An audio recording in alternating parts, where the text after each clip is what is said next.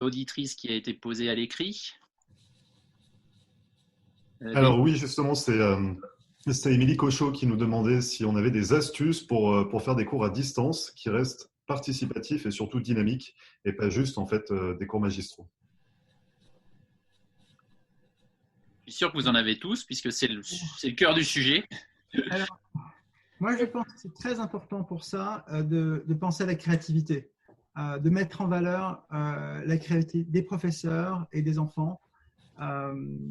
Et donc, si vous faites de faire la pédagogie de projet, ça aide parce que finalement, quand on se retrouve sur Zoom, c'est assez rapide, ce soit pas trop long, comme ça les enfants passent pas trop de temps devant l'écran, que ce soit vraiment juste pour faire une sorte de compte rendu de qu'est-ce que j'ai fait, qu'est-ce que j'ai trouvé, qu'est-ce que j'ai découvert, qu'est-ce que j'ai fabriqué, qu'est-ce que j'ai pensé, et de partager ça ensemble. Donc sur un sujet tout à l'heure,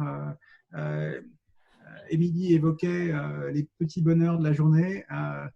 Parfois, c'est faire un bouquet, parfois, c'est faire la cuisine, c'est des choses très simples. Et je pense que c'est de revenir à des choses très simples comme ça et puis de penser, OK, est-ce qu'il y a des maths là-dedans? Est-ce qu'il y a est-ce qu'il y a des choses de la littérature dans cette histoire? Est-ce qu'il y a une manière de présenter les choses différemment? Et donc de réfléchir finalement créativement par rapport à des problèmes que ce soit je dirais un peu plus scolaire, essayer de réfléchir qu'est-ce que l'enfant m'a dit, qu'est-ce qu'il m'a donné et comment est-ce que je peux l'aider à mieux organiser ses idées, à mieux présenter son travail, à réaliser qu'il a fait des maths quand il a fait ce projet, il a fait de la géométrie quand il a fait ce projet. Voilà. Donc d'imaginer, je vais être plus dans l'observation, ça nous oblige à être de meilleurs profs en fait, ça nous oblige à mieux faire notre travail et être plus à l'écoute et regarder, je dis beaucoup à mes professeurs, regardez quels sont les jouets qu'apportent les enfants à l'écran, quelles sont les choses derrière eux qu'ils ont accrochées sur le mur. Prenez des informations de tout ce qui se passe autour d'eux pour mieux préparer votre classe, pour mieux penser votre leçon. On aura vraiment vu, je pense, deux périodes dans cette école à distance. La toute première période qui a été l'apprentissage des outils, où chaque enseignant a dû s'investir, s'engager dans le online, comment ça marche. Maintenant qu'on a à peu près la maîtrise des outils technologiques, on rentre effectivement dans cette phase de créativité et on revient au projet. Je sais que des comptes rendus de lecture qui avaient l'habitude de se faire par écrit se font maintenant en vidéo. La confection d'un livre qui pouvait se faire par écrit se fait en groupe avec Book Creator qui est sur iPad et vous permet de mettre du texte, de la musique, de l'interview, du dessin. Donc chaque élève peut y apporter sa contribution et vous continuez à fédérer la classe autour d'un projet commun et qui est online et facile à gérer. J'ai coupé la parole un peu vite à Thomas tout à l'heure. Thomas, vous êtes là? Oui, je suis là. Ouais, vous vouliez ajouter quelque chose sur l'expérience. Oh oui, très rapidement. Je disais que c'était mitigé parce qu'il y a deux côtés très positifs. Hein. C'est que j'ai pu découvrir des problèmes que ma plus grande avait par rapport à apprendre. On a pu confirmer qu'elle a vraiment ADD. Et du coup, on a pu se focuser là-dessus pour l'aider à apprendre mieux, à trouver une nouvelle façon d'apprendre. Et je trouve ça super, par contre, d'être en ligne, à distance. C'est d'être possible d'être en 1 sur 1 comme un tuteur. Et donc ça, c'est génial pour eux. Et aussi, on s'est beaucoup plus rapproché des enfants. Donc, il y a de bonnes expériences. Mais à propos de bonnes expériences, on avait une autre question. Merci en tout cas, Thomas, de votre témoignage. Et je rappelle, pour ceux qui nous suivent et qui veulent témoigner, il faut venir sur Zoom et cliquer sur Q&A, nous laisser votre question et on vous prendra ensuite pour la poser. Parmi les témoignages positifs, on avait Marine qui nous a écrit tout à l'heure avant l'émission pour dire moi j'ai une bonne expérience, c'est que j'ai des enfants qui se sont épanouis, un en tout cas disait-elle, parce qu'il est plutôt timide, pas très à l'aise à l'école, assez vite dépassé par les questions de socialisation qu'on peut avoir à cet âge-là. Et là, eh bien, il a la chance de pouvoir, il adore, il aime beaucoup cette expérience, dit-elle, car il peut se concentrer sur l'école et ses résultats se sont améliorés. Alors, bon, je ne sais pas si c'est une expérience à laquelle les uns et les autres avaient pu aussi assister. Est-ce que il y a un type, disons, un profil psychologique d'enfant qui finalement s'épanouit grâce à cette école à la maison, à cette école à distance? J'ai vu dans notre école des élèves qui effectivement n'aimaient pas forcément aller à l'école, se révéler derrière l'écran. Et j'ai vu d'autres élèves qui étaient très distraits par tout ce qui se passait dans une classe ou par la proximité de trop de copains, copines qui perdaient leur attention et qui se découvrent derrière l'écran. Ils sont autonomes à la maison, beaucoup plus concentrés et productifs. Donc, on a vu des fruits positifs aussi chez certains élèves. Et puis, c'est aussi une histoire de phase.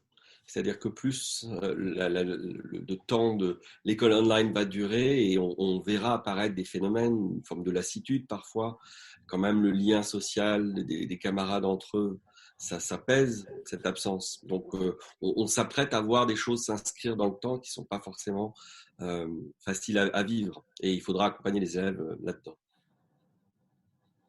Aussi, il faut penser que cette situation peut se répéter. Il y aura peut-être dans l'année qui suit des moments où on va devoir s'isoler de nouveau et des moments où on va pouvoir retourner à l'école. Donc, je crois que c'est important pour tout le monde d'essayer à chacun de trouver son rythme et de bien prendre le pas pour eux aussi. Et c'est vrai, par enfant, parce que effectivement, je vois dans les familles des enfants qui réagissent complètement différemment à cette expérience. Et donc d'être tolérant de ça. De laisser les enfants venir doucement à l'écran et trouver leur rythme par rapport à leurs copains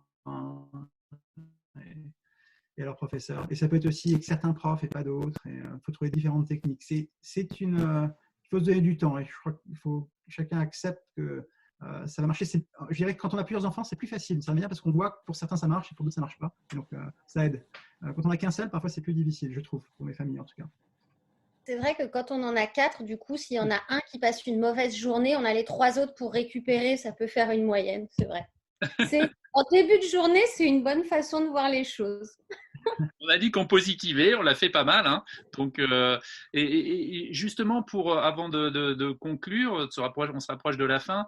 Est-ce que vous voyez les uns et les autres des choses qui, une fois qu'on sera revenu à la normale, alors bon, Virgile nous a dit il n'y aura plus de normale, ou pas tout de suite, mais admettons qu'on finisse par réintégrer les salles de classe. Est-ce que ces expériences-là, cette expérience de 2 mois, peut-être plus, pourrait être aussi utilisée dans les pratiques pédagogiques? Est-ce que c'est aussi quelque chose auquel vous pensez les uns et les autres dans les plans du futur?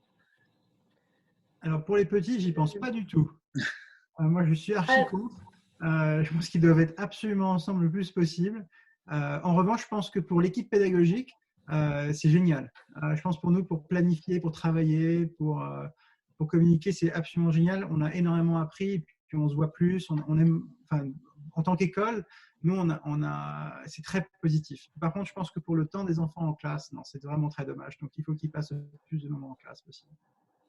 Mais je pense, si je peux intervenir, qu'il y aurait un bon équilibre à tirer de cette expérience. Parce que reprendre la classe exactement de la même façon qu'on l'a fait précédemment, ce serait quand même dommage. Et je me prête à rêver effectivement d'un rythme scolaire différent avec une journée par semaine où on serait encore à la maison, en ligne, avec le parent qui du coup est plus investi dans l'éducation de ses enfants parce qu'effectivement, il y a certains parents qui ont découvert ou réalisé les difficultés des enfants, sont investis.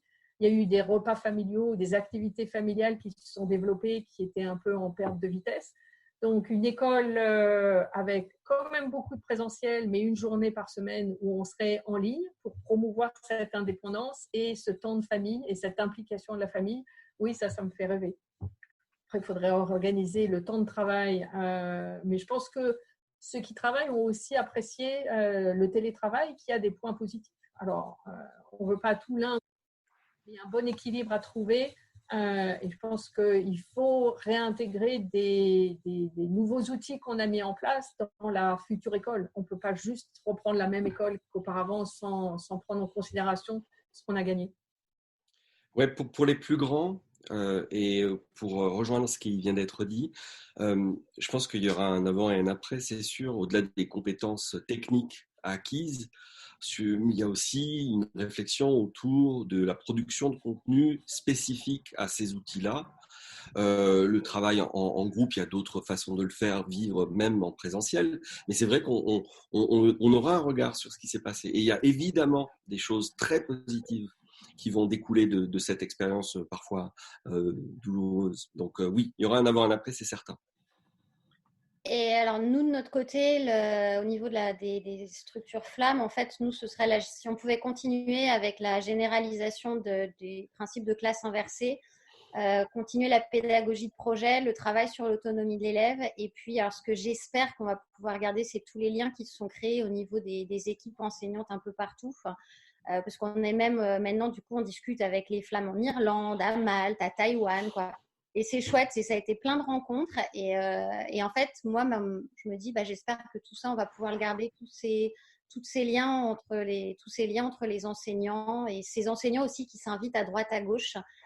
Une enseignante de New York qui m'a invitée au théâtre. Et voilà. Dites-nous, expliquez-nous, parce qu'on n'est pas tous pédagogues, ce que c'est que la classe inversée. Ça ne consiste pas à se mettre sur la tête. On peut. En fait, la classe inversée, ça réfère en fait au flip.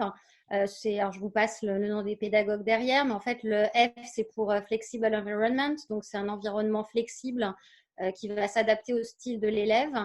Ensuite, le L, c'est Learning Culture. C'est pour avoir des élèves qui vont être actifs et responsables de leurs apprentissages. Donc, tout ce qu'on a dit tout de suite là. Le I, c'est pour Intentional Content. Et donc, en fait, là, c'est en fait le fait que les enseignants vont… les capsules vidéo, par exemple, c'est ça. C'est-à-dire que l'enseignant, plutôt que de faire classe devant ses élèves, il va donner à l'élève les capsules vidéo, les leçons, etc.